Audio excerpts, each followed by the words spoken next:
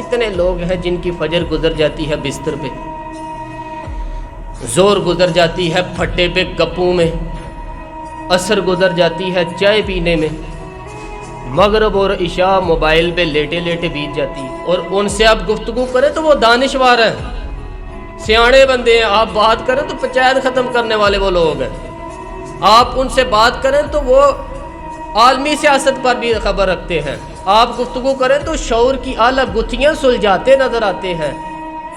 خدا مجھے ایسی خدائی نہ دے کہ اپنے سوا کچھ دکھائی نہ دے۔ اس غفلت کو تھوڑا سا توڑا جائے، وگرنہ زنگ لگ جاتا ہے صلاحیتوں۔ جو لوگ تھوڑے دن موٹر سائیکل نہیں نہ چلاتے، ان کے لیے مشکل ہو جاتا ہے پھر اس کو سٹارٹ کرنا۔ لوگ پڑھاتے نہیں، انہیں کتابیں بھولنے لگ جاتی ہیں۔